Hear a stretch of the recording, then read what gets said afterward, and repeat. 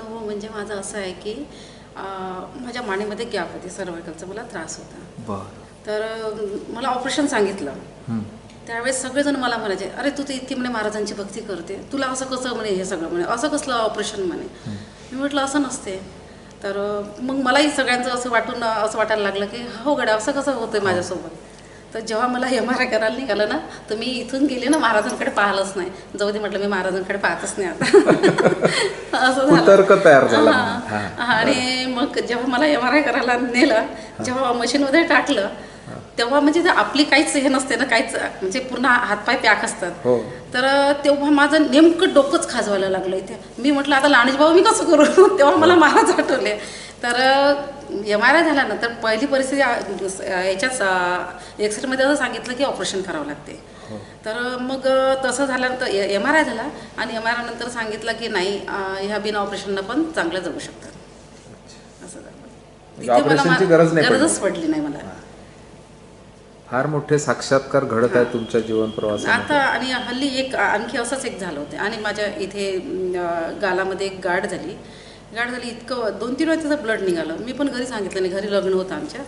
तर म्हटलं काय सांगायचं, असेल नॉर्मल असेल हे. तर मग एक दिवस लग्नात गेली मी, लग्न होतं एक मला. तर तिथे असा धक्का लागला, इतकं ब्लड गेलं की माझं म्हणजे 2 शिंपल ब्लड गेलं आणि थांबतच नव्हतं.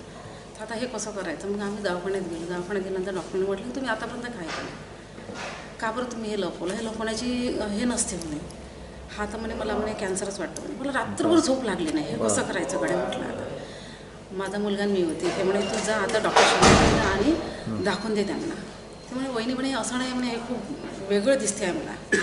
तर मी घरी आली, महाराजांचा अंगारा लावला बाबांचा रात्रीला. रात्रभर मला झोप आली नाही. हे मला खूप समजावायचे. अगदी म्हणे सगळ्याच असतात, काही होत नाही म्हणे, असं काही नसते म्हणे. पण माझा समज निघतच नव्हता. दुसऱ्या दिवशी उठली आणि आता म्हटलं आपल्याला चला हे चेकअप करायला जायचं आहे. तर मला व्हिडिओ कॉल शिवानीने अंबादास महाराजांना लावून दिला. तर त्यांनी मी सांगितलं की बाबा तुमच्यासारखाच आजार मला डॉक्टरांनी सांगितलं. तर डॉक्टर महाराज काय म्हणतात की अंबादास महाराज म्हणे जा, काहीच होत नाही तुला. इतकं हर्ष होऊन टाळ्या वाजवल्या त्यांनी. आणि मी तेव्हा तिथे गेली, डॉक्टरकडे गेली. त्यांनी सांगितलं की निर्मला ठक्कर म्हणून. त्यांच्याकडे गेल्यानंतर त्यांनी सांगितलं की नाही म्हणे, काही नाही म्हणे, नॉर्मल आहे म्हणे, असं काही नाही. पण ही गाठ तुरंत काढून टाका. आम्ही लगेच काढला. मी तेव्हा बोलली की नाही, मी माझं जर सगळं नॉर्मल निघेल ना, मी केव्हाही म्हणजे 4 वाजो की 5 वाजो मी टाकरखेडला जाईन आणि महाराजांची भेट घेईन, अंबादास महाराजांची पण. तर मग मी घरी आणि म्हटलं नाही आता मी उद्या जाईल. हे सगळेजण म्हणायचे नाही तू बोलली होती ना, तू आजच नाही. तिथं गेल्यानंतर मला टाक महाराज होते. टाक महाराजांनी मला म्हटलं की मी तुझ्यासाठी इतकी प्रार्थना केली म्हणे की तुला कधीच काही होणार नाही. तू हे प्रसाद घे आणि म्हणे महाराजांचा तंबाखू घे आणि खा म्हणे, काहीच होत नाही तुला म्हणे. तर मग आम्ही महाराजांकडे आणखी अंबादास महाराजांकडे भेट घेऊन आलो, सगळं नमस्कार केला. अगं तुला काहीच होत नाही म्हणे. तर माझे पूर्ण रिपोर्ट नील निघाले, ऑपरेशन झालं, सगळं. कोणत्या वर्षीची गोष्ट आहे ही? आत्ता जस्ट घडलेली 2 वर्षातली गोष्ट. हां. आणि एक प्रसंग असा होता की मला कोरोनामध्ये पण, कोरोना काळात कोरोना एकटीलाच झालं घरात. हां. तर मग कसं एकटी राहायचं.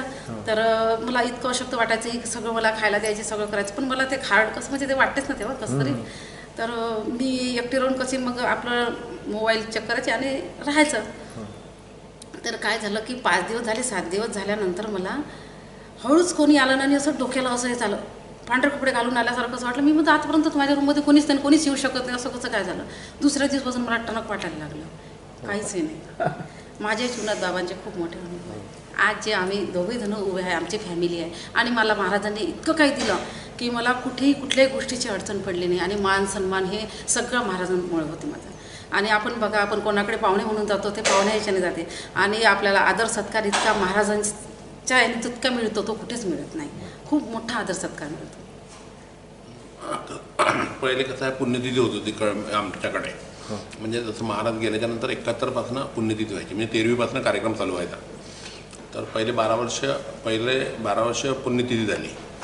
तर पुण्यतिथी व्हायची तर कसं हे सर्व ग्रुप गावचे एवढे लोक, म्हणजे एक सावता मंदिर माळी समाजाचं आणि हे मंदिर दुसरं मंदिर होतं गावात. तर त्याच्यामुळं सर्व लोक इकडेच राहायचे, समाजातले लोक किंवा बाहेरचे लोक मॅक्झिमम इथंच राहायचे. म्हणजे ते टिना वगैरे आणून संत्रा मार्केटच्या खूप सारा मंडप टाकून ते झोपडं होतं आमचं त्याच्यासमोर आणि महाराजांची गादी होती असं याच्यावर लावले फोटो लावलेले. तर मग असं कंटिन्यू राहायचं. मग तेव्हा ते नागपूर बहुदास वगैरे तेव्हा ते गीत लहानजी वगैरे ते यायचे, गायकवाड सर वगैरे होते.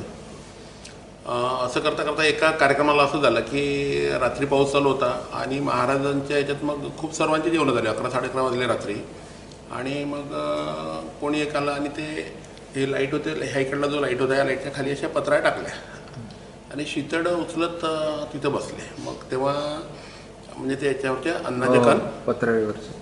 तर मग आता तेव्हा पद्धतीनुसार कसं आता बा आपण एवढं सर्व केलं, मग रांगोळी काढली, त्यांना बसवलं, त्यांना पूर्ण जेव घातला आणि मग ते निघाले. तर त्याच्या मागं सर्व लोक मंदिरातले, मग आता सर्व लोक तेव्हा यंग होते सर्व, म्हणजे आमचे काकाजी म्हणा जे होते अध्यक्ष होते बोडखे आमचे ते वारले. तर सर्व यंग जनरेशन वाले लोक होते तेव्हा, नवीनवाले त्यावेळेस, म्हणजे आम्ही खूप लहान होतो तेव्हा. तर ते चौकापर्यंत गेले त्या टर्निंगवर आणि तिथून अदृश्य झाले महाराज. म्हणजे त्यांनी ते परीक्षा पाहिली. ते जे व्यक्ती होते त्यांनी प्रत्यक्षात दर्शन दिलं. हां बस. आणि मग तिथून ते म्हणजे त्याच्या मागे लोक गेले पाहायला काही कुठं जाते, रात्री 12 वाजले तिथून निघून गेले. मग माझ्या लहान भावाचं लग्न झालं इथं लग्न झालं. तिथं कसं म्हणजे 3,500-4,500 लोकांचा कार्यक्रम पूर्ण भरगच्च म्हणजे मेळाव्यासारखं झालं होतं. त्या दिवशी असं होतं की म्हणजे पूर्ण म्हणजे पूर्ण हे भरलेलं म्हणजे होतं, ह्या बिल्डिंग पासून हे पूर्ण पॅक होतं. फक्त गलतीनं काय झालं की त्याच्यात दहीवडा नाही ठेवला गेला, म्हणजे त्या गडबडीत. मग आमच्या त्याच्यातले जे अध्यक्ष होते त्यांचा एक मुलगा होता बाजूला आणि एक भाकरे महाराज म्हणून होते, ते पण होते.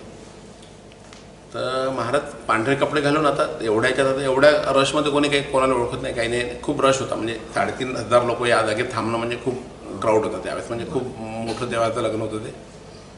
तर ते महाराजांनी करून घेतलं. आमचं प्रत्येक वेळेस राहतं की महाराज आहे ते बरोबर करते, म्हणजे आतापर्यंत असं झालं की कधी कमी नाही पडलं.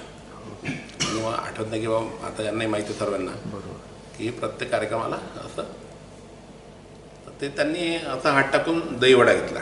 तर तो बाजूचा म्हणणं आला की बाबाजी म्हणे तुम्ही दहीवड्यात हात नका टाकू, चमच्याने घ्या. त्यांनी दहीवडा खाल्ला आणि चालले गेले. त्या दिवशी नैवेद्य म्हणजे मी फक्त सगळं दाखवलं, दहीवडा व्हायचा होता आणि पूर्ण नैवेद्य म्हणजे असं काहीच नव्हतं राहिलं की पूर्ण नैवेद्य दाखवलं, फक्त दहीवडा राहिला होता. तर एवढ्याच्यात त्यालाच महाराज दिसले.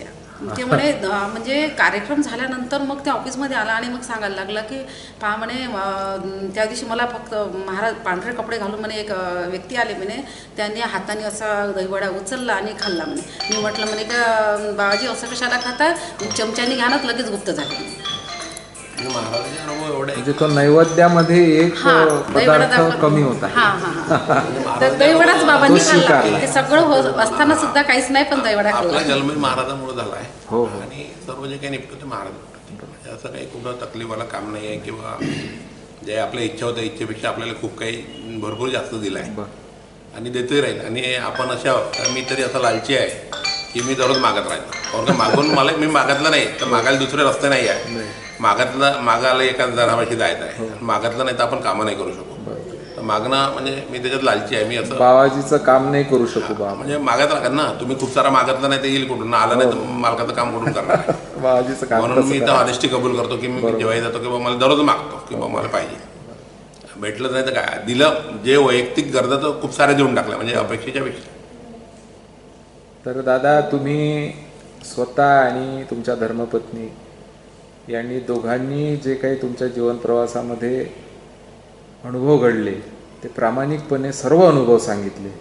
आणि एक शेवटचा एक प्रामाणिकपणा असा की मी नाही मागतोच बाबाजीसाठी, कारण का मला बाबाजीचं काम करायचं आहे. याच्यात तुमचा प्रामाणिकपणा दिसून येतो.